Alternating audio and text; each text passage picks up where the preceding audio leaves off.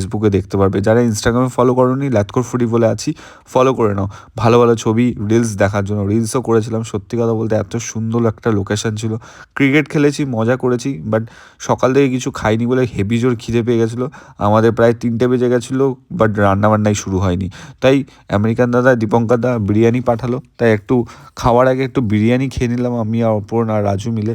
কারণ আমরা খেলাধুলা করছিলাম, সবাই ঘেমে গেছিলাম, আর জলের অভাব, বাপরে বাপ। জল ছিল, বাট জল খেতে পারছিলাম না। কিন্তু বিরিয়ানি খেতে খেতেই সত্যি কথা বলতে 4টে বেজে গেল। তারপরে আমাদের রাঁধুনি দাদা আসলো, আর রাঁধুনি দাদা এসে যা রান্না করলো ভাই 1 ঘন্টায়, মানে তাক লাগিয়ে দিল। আর বিরিয়ানি মানেই, মানে হাবড়া অশোকনগর মানেই আমাদের দীপঙ্কর দা, মানে আমেরিকান দাদার বিরিয়ানি। আর আমেরিকান দাদার বিরিয়ানি মানে জাস্ট নাড়ুন। তারপরে বিরিয়ানি খাওয়ার পর আমরা একটু ঘুরতে বেরিয়ে গেছিলাম আমি আর অর্পণ মিলে। আর সত্যি কথা এখানকার রাস্তা অ্যাডভেঞ্চার রাস্তা ভাই, মানে 2 সাইডে সর্ষে ক্ষেত, তার মাঝখান থেকে আমরা যাচ্ছিলাম, হেভি লাগছিলো সত্যি কথা। তাই ভাবলাম যে তোমাদের সাথে ব্লগটা শুরু করি। আর বলতে বলতে রান্না